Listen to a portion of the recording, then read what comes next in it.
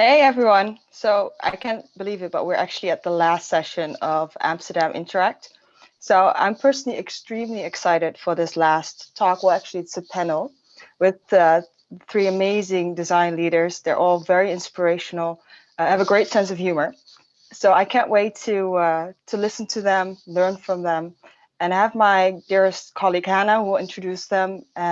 So enjoy, relax. It's Friday, so this is going to be a very nice panel. Hannah, please introduce the ladies, and I'll be back later.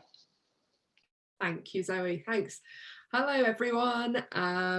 Big waves from Bristol.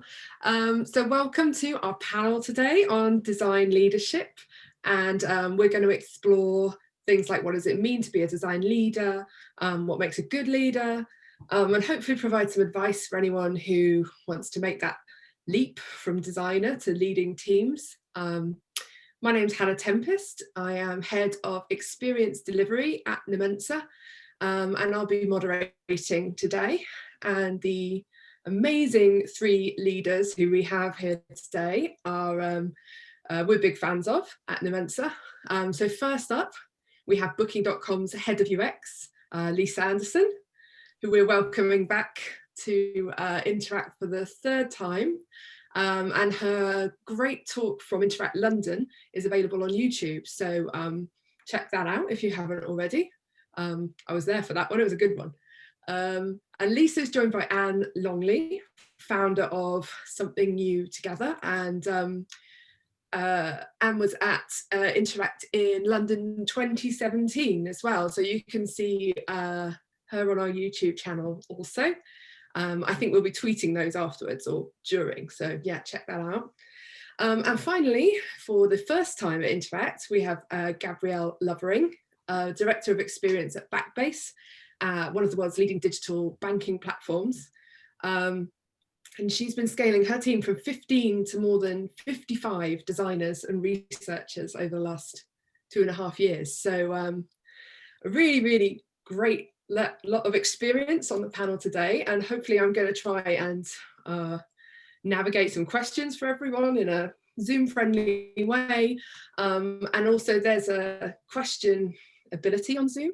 We're going to leave some time for your questions at the end, so please do pop those in there, and I will try and go through as many as I can when we get to the end of this discussion. So first question then for all of you, and I'll start with Lisa because you're my top left.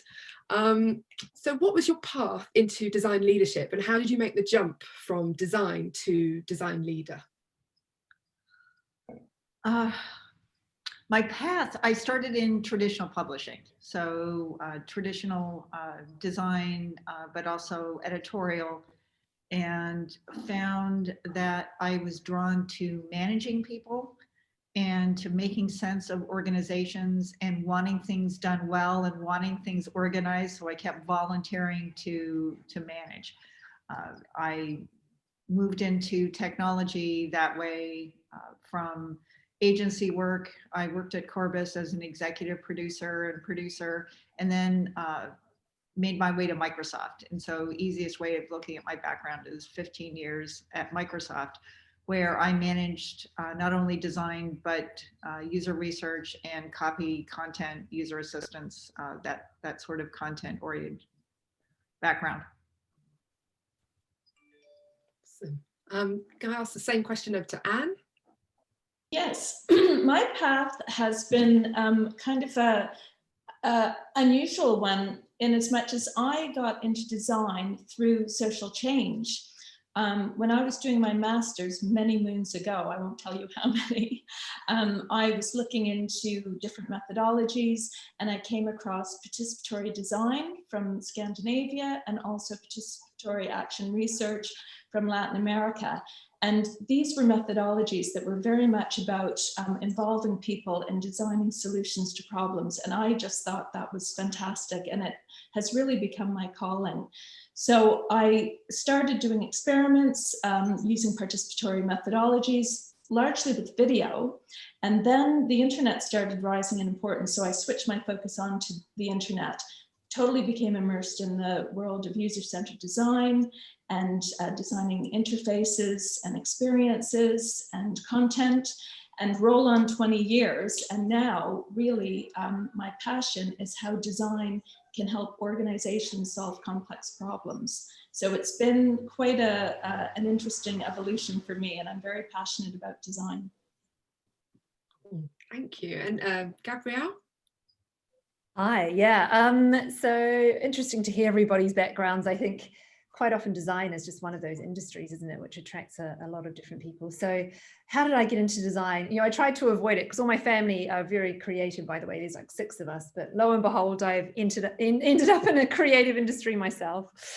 So I actually studied design, and initially what was called visual communication design at university. And then I did a postgrad in, gosh, I'm going to show my age here, but it was interaction design, and it was really getting into psychology, which kind of grabbed my attention, I think.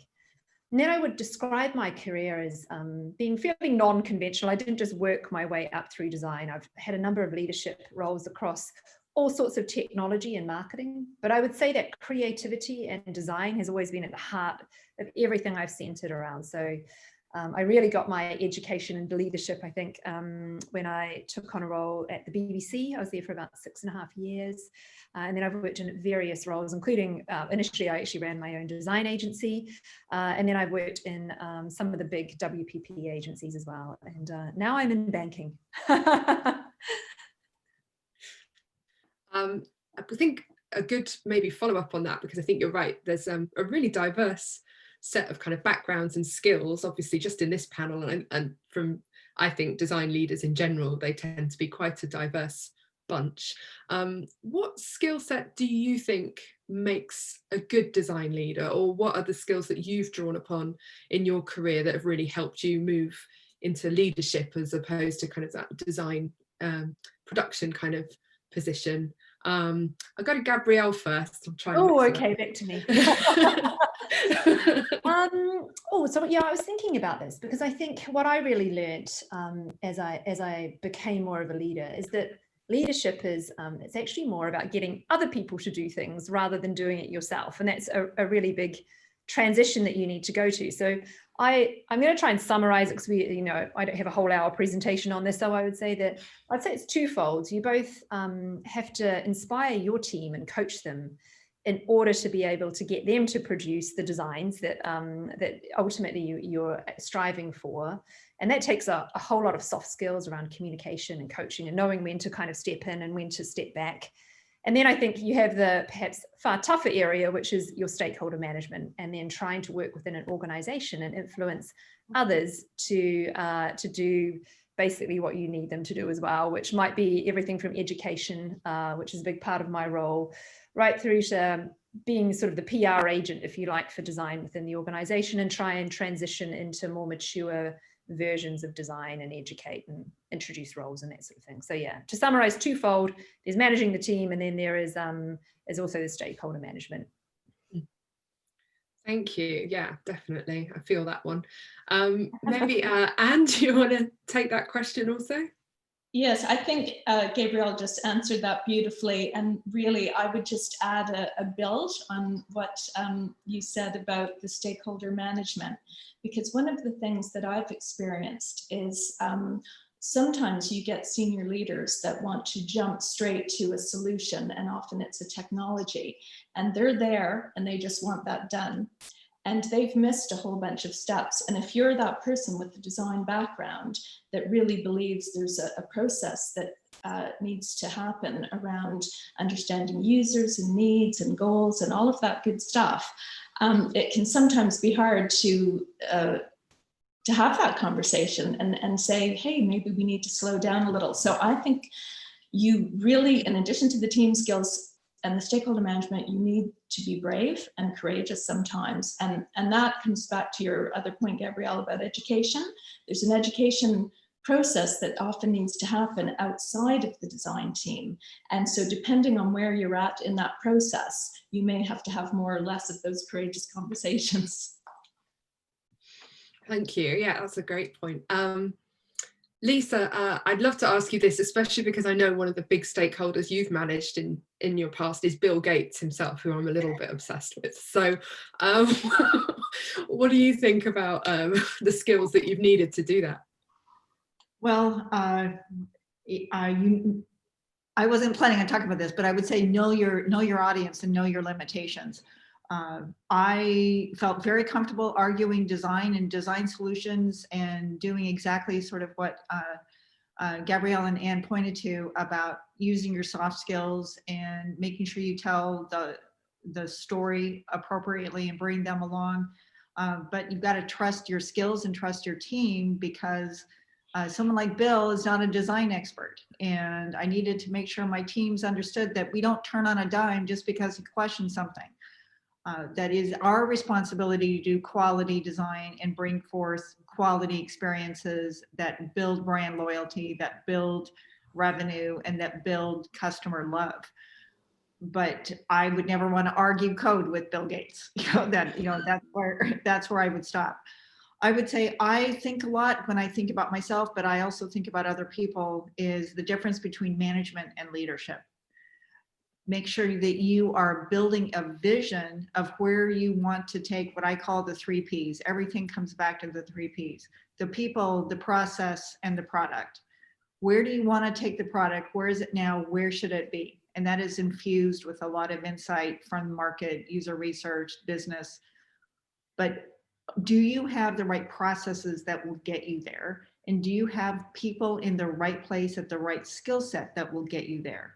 So it is a place where design skills are table stakes, and that your leadership and your stakeholder management skills and your communication skills and those other soft skills that Gabrielle and Anne alluded to are very important to becoming an effective leader.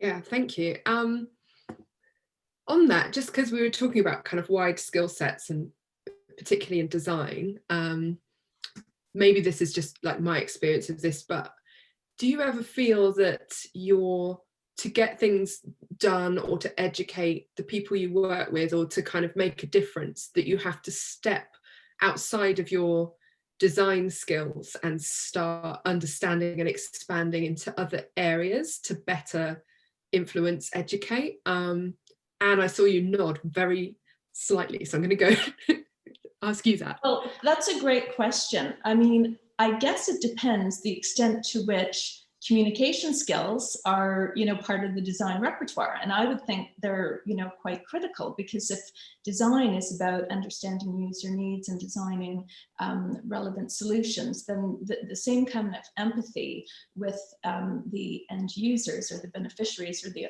whatever we want to call our stakeholders is applied to internal stakeholders and bringing them into the process. That can be a very effective way.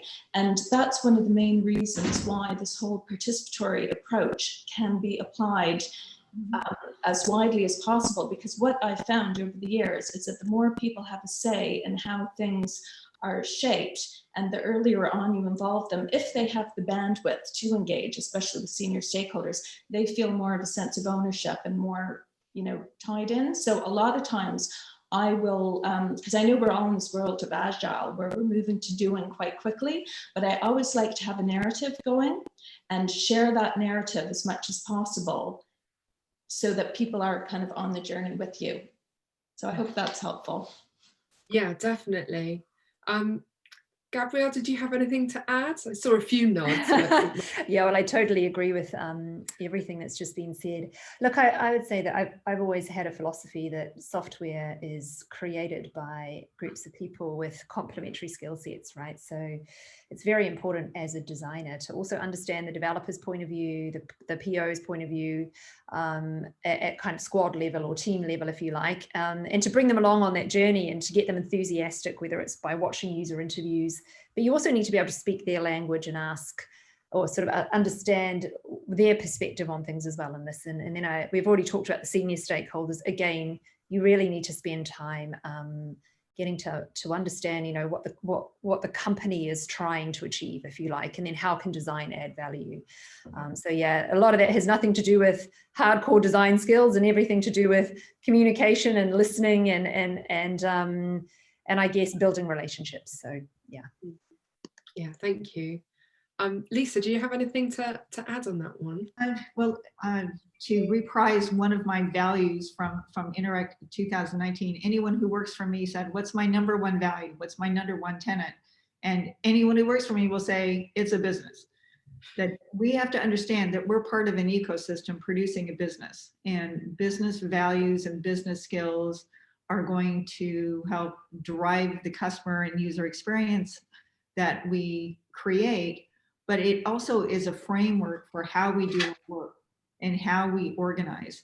And so part of it is making sure that you can frame where you want to take the user experience and the customer experience from a brand and a business point of view, so that you're pulling those together into a cohesive story, that you're thinking about that end-to-end experience from awareness to support, that the product is the soul of the brand, but even communicating that it's the soul of the brand to marketing and brand can be challenging sometimes, because they might be concentrating on the ephemera around it, and you need to build that partnership. But I would say the other part of good leadership is helping control the destiny of your team and the impact of your team by getting really good at fiscal management. That you've got to become part of the budgeting process. You've got to understand how in your organization you argue for resources and for headcount, how to make people go hungry so that they ask you for design resources and more help rather than demand more headcount, which usually doesn't work. So that by the end, you have some flexibility and some resource management and some budget management with which you can achieve that vision that you set out.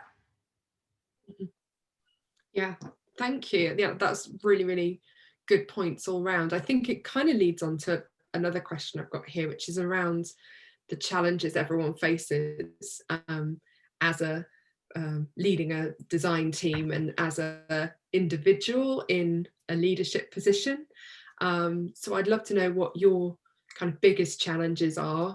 Maybe I'd love to know what your long-term biggest challenges are, and what are the things that annoy you by like 2 p.m. every day, because I know there are often different things.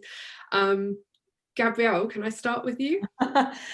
You can. I'm sure you're going to get a lot from all of us. So yeah, you know, as a leader, you're the one in the hot seat, right? So there's always a lot of challenges.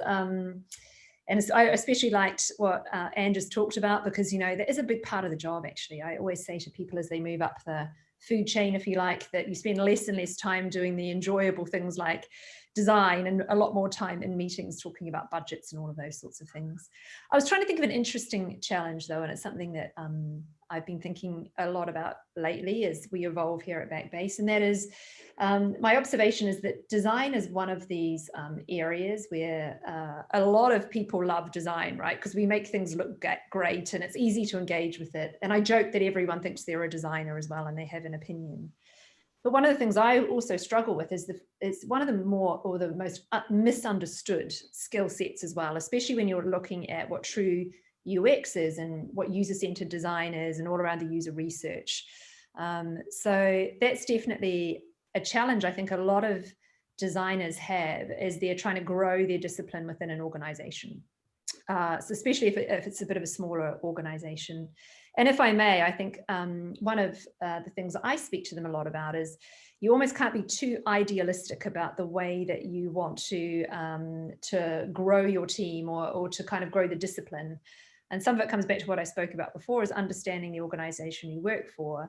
But you also need to figure out how to communicate the value of design, a little bit what Anne was talking about as well, and educate and try and fix that misunderstanding that we're not just about making things look pretty and form and function, that we have a real role to play within the organization around adding value and taking those insights and getting to know the users that we are actually building the software for, if you're working in software development. So Anyway, that was, as I said, I've got challenges every day, but I thought that was quite an interesting one that I tackle quite a lot. And our organization is a scale up. So, yeah. Thank you. Thanks. Lisa, can I come to you next on that one around challenges?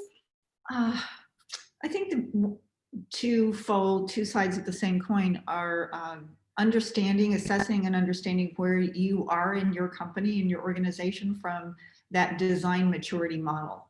So getting a good assessment of where you're at and then where you want to go with that design maturity model, so that becomes part of your vision, but it's really focused on what is the role of design, what is the impact of design, what is the understanding and the real incorporation of design thinking, if you will, into everyone's part, so that people feel that everyone is part of that design process. It's not just a designer painting the UI. But the other side of that same coin is learning to be really good at change management.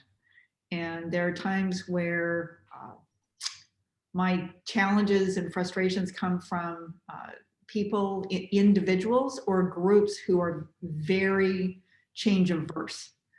Not slow to change, but just, I don't want to change. We've never done it this way before. I like the way we do it. And that's, I would say that's tough.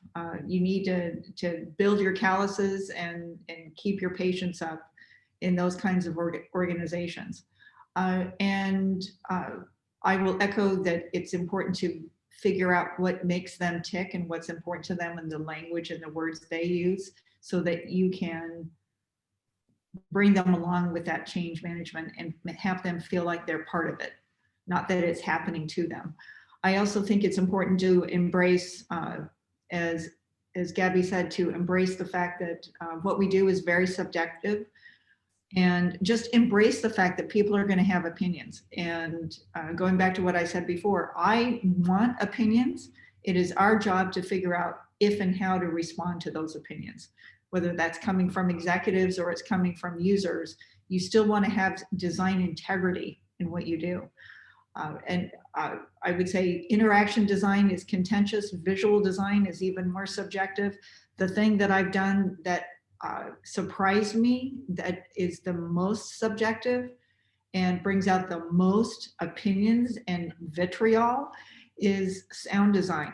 So when you start thinking about audio brands and sound motifs and composers and sound effects, gird your loins, because it's that gets quite controversial. It's a very visceral response, and you haven't lived until you have senior executive developers come yell at you about how horrible the soundscape you're about to ship is.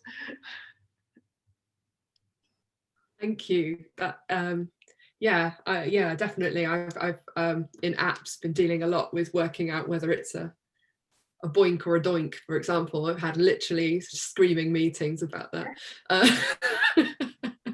Anne, what about your challenges?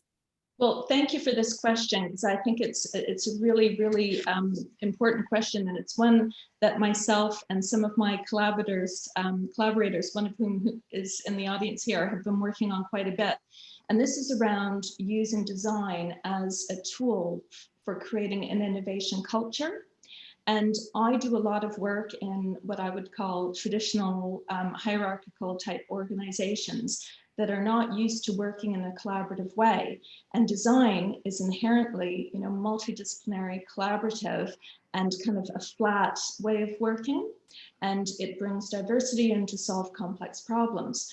It is an invaluable tool for organizations today who have to respond in an agile manner to disruption and threats. So as we've seen through the pandemic, organizations of all kinds across all sectors have had to pivot and work in an agile way and adopt technology much faster than they've ever had to. And so they need new ways of working. They need systems and tools and processes to become agile. And I believe design has that tool set. And so what I'm passionately working on, along with Debbie, is how we bring design into organizations and at all levels. And I think design leaders and design leadership is needed at all levels of organization. So I think the future for design is very bright. Thanks, it's a really good point, Anne, and definitely, yeah, I've definitely been experiencing this in the last 8 months. We need to go live in 4 weeks, otherwise these people don't have houses kind of projects that you go, right, okay, this is agile, wow. It's not on my official questions, but I'm just going to ask, you kind of mentioned systems there, and it's obviously something lots of people are talking about at the moment, design systems and the tools that we use to enact design systems into products and into managing those, governance, all of these kind of things. I just wondered if you had any thoughts about not only like design systems and whether they're good or bad, which I think I know the answer to, but how do you actually embed those things, and how would you get an organization turned round into thinking in a system-based way if you wanted them to react in an agile way and kind of use these tools effectively? And seeing as you're kind of talking about systems, maybe I can ask you first. Well, we've kind of developed a compass that has different lenses and filters. So if you're thinking of designing a new product or service, there would typically be behaviors and processes that are needed to make that thing work. And so you really need to think in a joined up way. And the whole end-to-end journey, customer journey mapping as a tool is a great way to start thinking holistically and through a whole life cycle. Equally, an organization needs to do that as well. So you can map out the different interconnected aspects of an organization that will be impacted by a new product or service, and then figure out the relevant areas that will need to change. That will inevitably require engaging with other stakeholders in the organization and having them involved, because if you don't, you might have something shiny and new, but you don't have the processes, to make it work. So yeah, it's really trying to map it out visually and bringing people together so you can look at it and problem solve quite early on. I hope that makes sense. Yeah, that's great, thank you. Lisa, do you have anything to add on systems? I think we heard a few stories about this during the conference, so I won't belabor a lot, but I would say managing that process and making sure that, depending on where your product is from a maturity point of view, is an important way of providing that kind of consistency and cohesion. So what I look at it as, one, it's definitely more efficient for designers and engineers if you have a strong design system that you can lean on, so that you spend the time developing it and developing it in such a way so that it is malleable. Because, for example, at Booking, there was lots and lots and lots of the code that was hardwired. And so to make any changes was enormously inefficient. But getting a company to invest in a platform that would take time away from day-to-day development took a lot of that change management. But in the end, if you can show that what you're going to do is free up your developers and your designers to work on harder problems, more meaningful problems, rather than on the day-to-day, you can have people see how important it is to invest in a design system.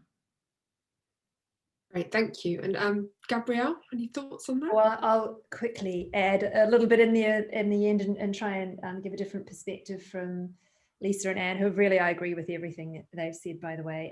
Having just been through the process of creating a design system, and that includes mobile and web, so 3 platforms, and including, I also own all the components as well. My strong advice is, do not underestimate just how much investment and effort goes into a fully fledged design system, and be prepared for it, and make sure in your stakeholder management that you also have all the technical people lined up, and the communities of front-end developers and mobile developers on board as well, because that's where they become very powerful. But expect it to take a good couple of years. By the time you've managed to get all the designers to agree on some consistent designs and patterns, you also then need to roll it out and let it go through the stages of continuous improvement. So do not underestimate just how much effort. To give you an idea, we were having, when we first started, 3 meetings a week with the designers just to push through the first sets of designs for our components. So that gives you an idea of how much effort goes into these things. But there's such a big payback. What Lisa said, there's an enormous payback if you can get it over the line. And our design system is now loved by both the development and the design communities inside of Backbase. So it's well worth it. Great, thank you. I really need to hold on to that thought, Gabrielle, so I appreciate you saying that. Another question I've got, kind of, I think a lot of people are really interested in how, if you're an aspiring designer, you want to become a design leader, you know, are there any tips and tricks, or are there any, I don't know, pieces of advice or anti-advice that you can give to people who are looking to move into this space? Maybe if I can come to Lisa first, if that's all right. I would say I'm going to give kind of a multifold answer. The first answer is you've got to take those risks and accept those challenges when they come to you. It's the American expression is grab the brass ring. That if you see an opportunity coming and you can align yourself, or if someone comes to you and said, here's an opportunity, or how would you feel about doing this, that going in with it prepared to learn and prepared to stumble, but to learn on the job is so important. And the reason I'm saying it's multifold is that thinking about this over the last decade or so, what I noticed is that men do that with gusto. And not only that, but their friends will push them and pull them into more and more management and leadership jobs. You can do this, I'll help you, or boy, did you screw up, and here's how we're gonna fix it. Where women want to be totally prepared and ready.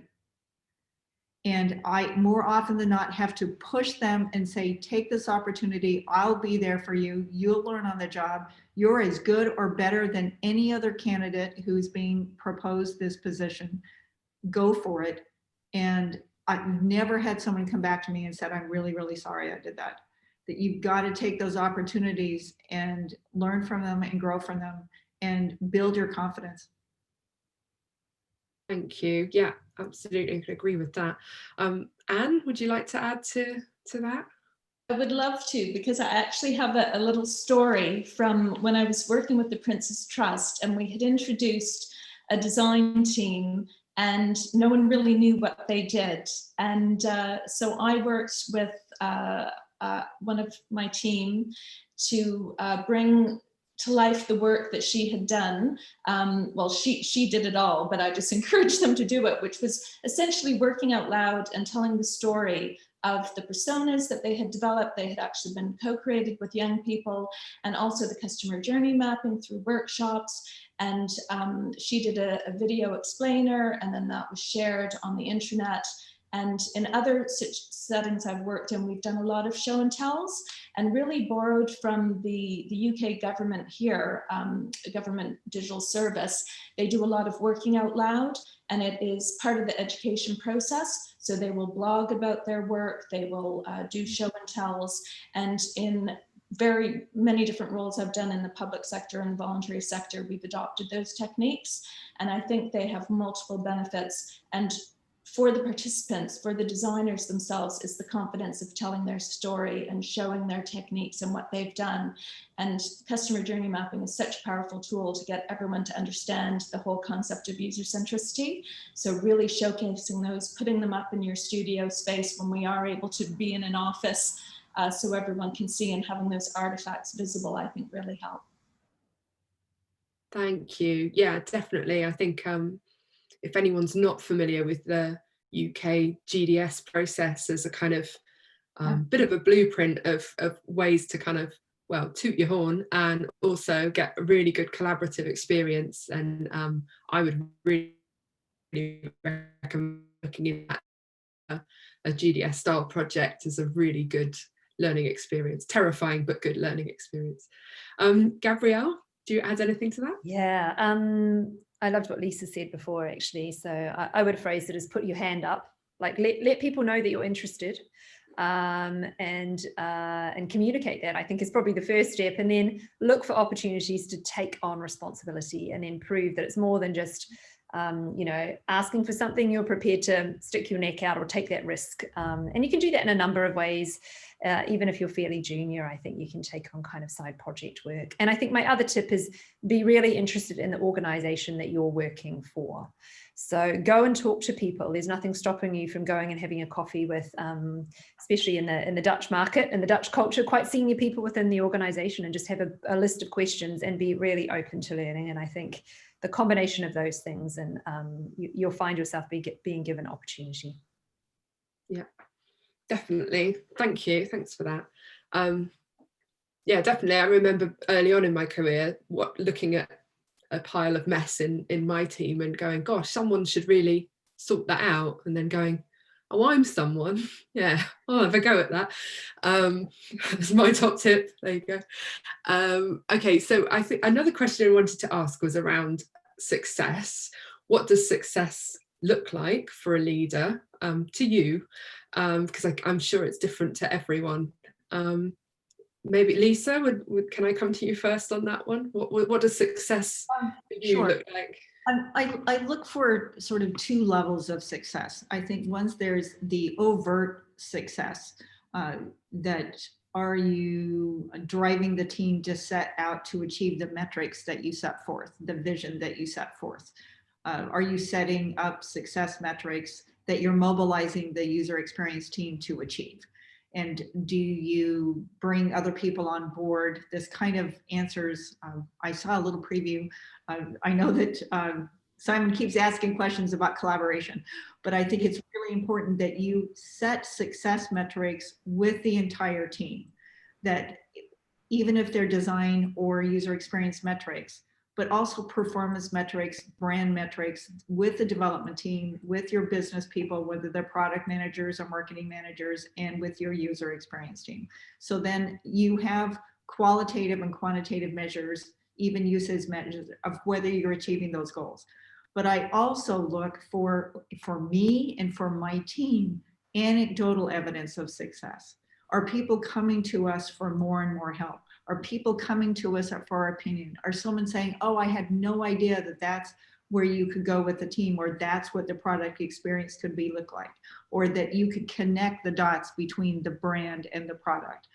That those are what I call anecdotal evidence of success. And what I look for is I want the people who work for me and with me to pull that in as well. That it's very rewarding to have someone say, can I have that designer on my project? Or can I have that design lead on my project? That tells you that they're drawing people in and they're being successful. Thank you, Lisa. Anne, can I come to you next? I'll just add, I mean, that was great, Lisa. I just have a few little points to add. I suppose it's this whole idea of the technology being frictionless. And so you almost want, it to be just so easy that maybe people do comment about it positively. So you've got your kind of qualitative analytics and conversions and the business value it's driving, but there's also the qualitative aspect. What do customers say? The positive, feedback. If we think of Apple designs, it's become so aspirational, and I think a lot of actually great banking startups are managing to do that as well. I'm sure Backbase is. So yeah, winning awards is nice for your portfolio, but getting on the radar of bosses who realize the value of design, I think is also good. And again, it's for that reason that design has so much more potential, even beyond product and service design, into solving complex problems. So yeah, getting just the reputation of design, I think, out there is important too. Brilliant, thanks, Anne. And Gabrielle, anything to add? Yeah, well, I think, if you're looking at success, it looks different in every organization, doesn't it? So it really depends on the maturity of the organization and where you are from a design perspective. So you know, if I look at the journey with Backbase, and I don't think that's too strange to a lot of smaller organizations anyway. You know, when we started here, it was all about aesthetics, and, you know, the designers were working sort of a couple of weeks ahead of the developers, and it was really just about executing what the product owners wanted. You know, in a couple of years in, we're now a crucial part of that software delivery lifecycle. And I love what Lisa said before. I feel very proud as well when, you know, the designers are in such demand to work on the different products, and they're being named at quite a senior level actually for the contribution that they're making. And they've just become a critical point of our entire R&D teams. And then ultimately, you know, where you want to head is being really influencing the entire product life cycle, and the CEO mentioning, you know, how important design is within the organization. I mean, that's the kind of utopia, isn't it? I would say the measurements, though, echoing what Lisa and Anne have said, you know, there's definitely the more tangible ones, which if you can get them, then they can be so powerful. To be able to show how design is delivering value through analytics or customer feedback, or even just making the entire product lifecycle more efficient through prototyping and earlier learning and user feedback, I would be showing those measures as proof of what the value that you are delivering. So don't be shy about that. And then I think on the more, I would like to close that off by saying, I always say to my team, do you feel proud? Do you feel proud of what you have created? You know, is the sort of thing that you want to show off and be a part of? And I think that's, for the team itself, the best measure. Thank you. That's such a great one to end on, definitely. I think it can sometimes get lost when you're trying to measure your increase in sign-ups or whatever it is that other people are interested in, but being proud of your work is really you can't put a price on that, really, can you? So I've had a few questions kind of coming in while we've been chatting, and I'm trying to kind of pass them in this eyeball while listening to you guys, but one that I'm sure everyone is thinking about right now, and I know I am from my small spare bedroom. What has changed in the last 7 months, 8 months? How has being a design leader in a remote or mainly remote way, with all of the things going on in the world with COVID and all of these other things happening, what has changed about your role, or what has stayed the same? And can you give any advice to others out there about how to keep their team together and keep their team productive and happy? Gabrielle, can I come to you first on that one? Sorry. Yeah, sure. Well, I think like everybody, you have good weeks and bad weeks, and you have to I've really noticed that you have to really change your leadership style online. You know, you can't be in a room with people from an inspiration and vision setting perspective. You have to sort of change the way that you keep in contact with your team. I would say in general, you have to work a lot harder. You know, you're not around them every day, motivating them and seeing their work. So you have to book a lot more collaborative sessions, and, you know, the creativity is much harder online, I will be honest, you know, if you're trying to have a workshop and brainstorm ideas. I think though on the positive side, my experience of designers is they're very social people, and we're a really connected group here. Even now there's about 50 of us or 55 of us. We all like each other and get on really well. We're you know, even the quieter people will always show up to the calls and want to be a part of that community. So I feel very blessed to be in the design discipline, whereby, you know, when people want to interact with each other and share designs. And then, of course, I'm sure the others might talk about this too, you need to be creative about the tools you use, and listen to the designers too about their favorite kind of Miro boards or Mural, and just make sure the software is in place to allow them to collaborate. Yeah, that's a great point. I'm sure we might come back to collaboration, but let's put a pin in that for a moment. Anne, do you have anything that you'd like to kind of share on that? Yeah, I mean, I think being remote has created challenges, but also opportunities. And I've been lucky to be working on kind of new approaches to engagement using creativity and playfulness, and having to deliver these things online. And so we've been looking at how we can use multimedia, music, sounds, movement, because if you're doing workshops and you're needing to work together for quite a long time, how do you keep the energy high? So it might involve, you know, breathing and or games and putting on songs, but just I think it's opened up a lot of creativity because we've had to work in different ways. And then just building on what Gabrielle said about the tech tools, I mean, that's, you know, been just absolutely vital, having these tools. And I think a few of them have come on my radar that are just like, in a way, I think game changing. Sprint-based IO is one. You know, you can run design sprints. It's quite expensive, but it's all through this technology. It actually is going to enable upskilling, I think, from a digital skills perspective, which is very advantageous for organizations that want to upskill their people. So yeah, I think there's challenges, but definitely opportunities as well with the remote working. Thanks, Anne. Lisa, anything that you've noticed on that? Just a couple of notes to add, because I absolutely agree with the content that just was discussed. But I would say the opportunity has been that I'm actually spending more time with individual designers than I might have in the past, because I've sincerely said I want to have all the one-on-ones so that I'm accessible to people, and I've been really happy that people have responded.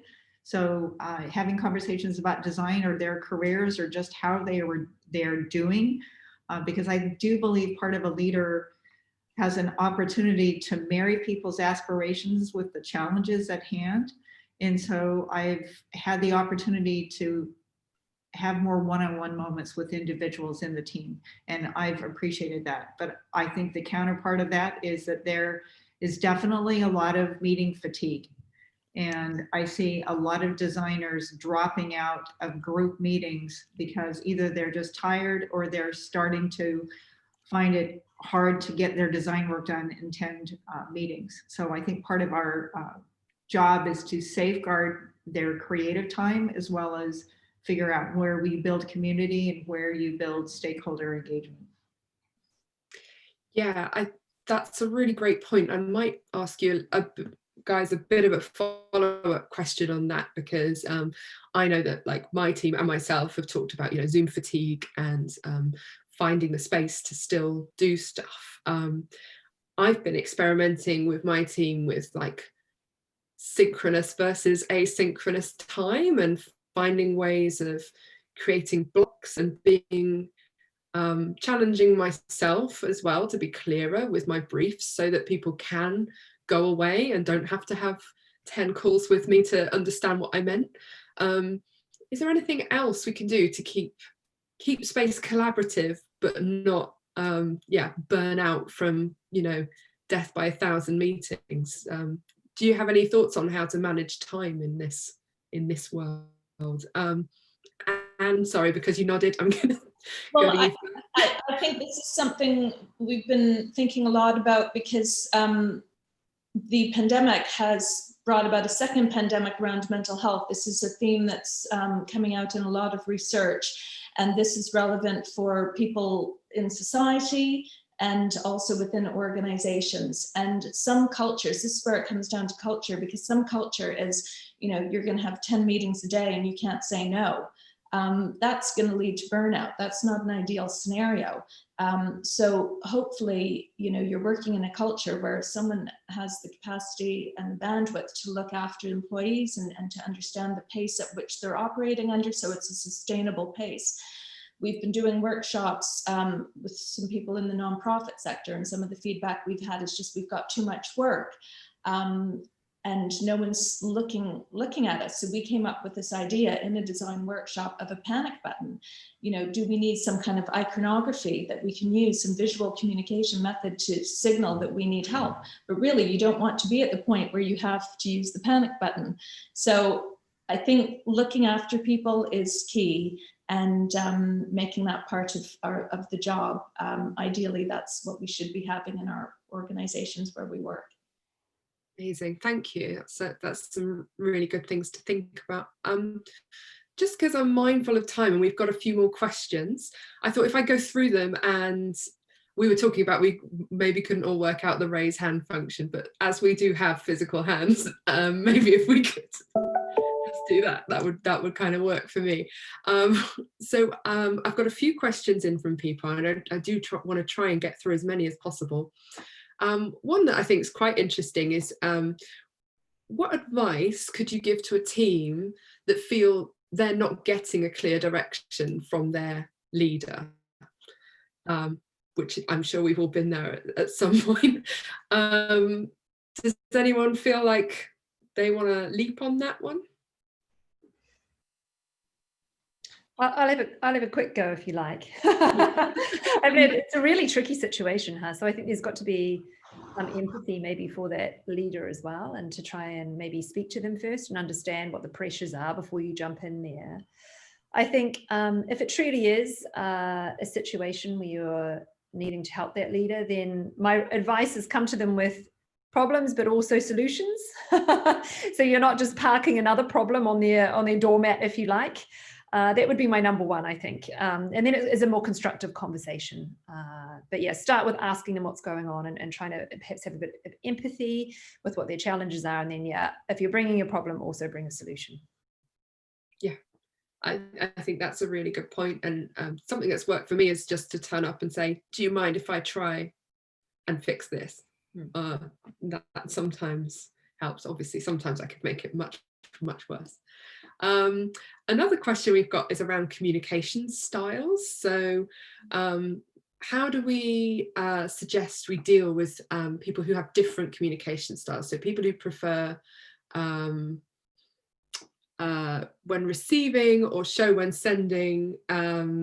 How do we make sure that we can, I think the question is, I'm sorry if I'm paraphrasing this horribly, how do we make sure that everyone understands our communication style without kind of going for our lowest common denominator, maybe, I think is the kind of question.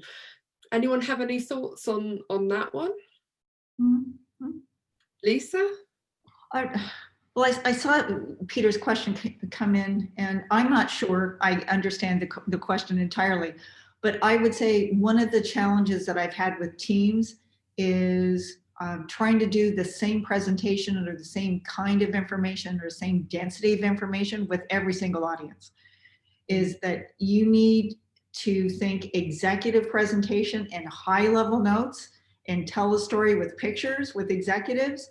Whereas if you're doing a design review with writers and designers, they're going to want to get into the nitty gritty. And it is very difficult to do that level of, say, a design review with those two ends of the spectrum in the same meeting. So you really have to understand your audience, and you have to cater the way you organize the information and the density of the information to that. But I do think that a leader and a good manager is to watch that meeting take place and to help look for disconnections and to help bridge the gap, or even give your designers feedback after the fact so that they are communicating more effectively. And I think if you've got an executive who is not being clear, and that's part of the problem, is that you take the time to really do an interview and say, let me help you. Yeah, absolutely. Yeah, I think I would echo that definitely, that there's there isn't a one size fits all for sure. And actually the more you kind of do leadership-y type things, I think the more you find that you're actually just redoing things at different levels for different audiences to kind of make it hit home. Got a really interesting question around climate, which I think would be really good to answer. How can design leaders encourage change that matters for the climate crisis? And what does climate design look like from a leadership perspective? It's more than just green tech. Does anyone have any immediate thoughts on that?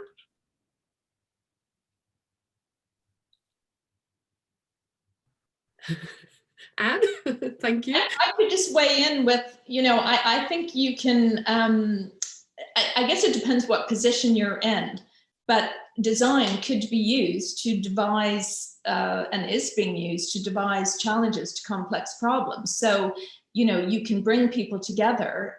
You could work in partnership with a charity, or you could look at how your own organization is going to deal with that challenge and bring people together and start to figure out, it's such a huge topic. So what aspect, apply design thinking to that. But you've got to start somewhere, and you've got to get more people involved. So I guess understanding more about the context would be interesting. Mm-hmm. Absolutely. Yeah. Lisa? I'll just add something that it might even be the elephant in the room, but terribly obvious, is that people in the travel industry are facing really sort of tough economical times, but also tough social and ethical times. Is how do we look at really rebuilding a travel business and a travel market with climate and sustainability in mind? It's a delicate balance from a brand and a revenue and actual business transaction. Is how do you capture people's imagination and continue that love of travel, yet protect the planet at the same time? You know, I think it's going to be important that corporations rise above their competitive nature and think about how we can work together to make this happen. I would just, if I can jump in, just at least, I think that's such a brilliant point. And I think collaboration and cross-sector partnerships, and even partnerships by complementary industries using design skills to figure out what we should do. You know, there's a great opportunity there, but I sometimes worry that the boundaries between organizations are so solid that they're not comfortable doing that. And that really brings me back to the point of, you know, getting people collaborating within the organization at all levels, and also with partners. It's just so important for how we solve the problems of the future. Thank you. Thanks, Anne. I'll just check then. Gabrielle, do you have anything to add on? Yeah, well, it's it's a meaty topic for a Friday afternoon, isn't it? So I was leaving the other two speak first. I think that I totally echo everything that was just said, especially with the things like our skill set around collaboration. Then I was wondering if there was also something in there around the fact that we're all working in technology, and there are designers inside large organizations like Facebook or Twitter and some of these social platforms as well. And, you know, everyone's getting a bit of flack right now about how, you know, tech is starting to, or some of these social networks are more of a sign of being evil than good. So I'm wondering if it's a great opportunity actually to turn that around. And for all the designers, our job is to understand humans and social kind of contact. Maybe there is a wider role to play for us inside these large tech organizations around topics like climate change, to use technology for good. So I'm not quite sure how, but as a community, maybe there's something we can do as designers as well. Mm-hmm. Absolutely. Thank you, guys. Thank you so much. We're at the end of our time. It's flown by for me, but thank you so much. That was really, really great. I really appreciate all of your kind of thoughts and sharing your insight. I'm going to take a lot away myself. So I think over to Zoe to wrap up. Yay. Thank you so much. It was very fun. Thank you so much. Thank you. Thanks, everyone. Thank you. Thank you. I think this was an excellent way of hitting a home run at the Interact Amsterdam. I mean, it's the end of this week, and this was an excellent example of good leadership. You know, instead of being a boss, this was truly leadership shown. And I also think we can all celebrate the fact that we've seen some great female leadership, which the world needs more of. Let's put that out there as well. So all I can say is I have deep respect, and I feel very motivated by what you've shared with us. So thank you very much. And overall, this was one of the most energizing weeks I've had in a long time. And I'm grateful that I had the opportunity to learn from so many people and all leaders. This is the moment my cat decides to start asking for attention. But really, I want to thank all of you and everyone who made this possible the entire week. We had some really inspirational talks, a lot of attendees with over 2,000 people signing up. So thank you very much for being present. Nomensa really appreciates it, and all the talks have been recorded. We will send out the link to you, everyone who registered, by next week. And if you are hungry for more, I can announce to you that the tickets for UK conference are on sale now. Collaborate will be on the 2nd of, sorry. Can you just be in a minute? Thank you. The 2nd of July, we'll have Bristol. In Bristol, we have Interact, and in London on October the 14th in 2021. And we'll have information on Interact Amsterdam soon. Hopefully this can by then be a in-person event. We really hope that you'll be able to participate then as well. And for those of you who are interested by accessibility, we are hosting a webinar on the 3rd of December with our principal consultant, Alistair Duggan. You can sign up for free, and details are on the Nomensa LinkedIn or on our Twitter account as well. And we'll also make sure to send you an email so you have all information and you can participate as well to that one. And then again, I really want to thank everyone. All of Nomensa wants to thank you for participating, interacting, speaking, attending. We really appreciate it. I think it was a very energizing, motivating week, and we can all now go and relax, have a nice Friday evening drink. A big thank you to Nomensa. Can we just say a big thank you to all the coordinators and to Henry and to Simon for making this happen. Bravo. Thank you so much. They are present, and everyone is very happy that this was such a successful week. Thank you as well for attending again. And we'll make sure to invite you again for the next Interact that we'll have. Everyone have a wonderful weekend, and it's a wrap. Yay! Thank you. Thanks, Thank you guys. very much. Thank you. Bye, guys. Thank you. Have a nice weekend. You too.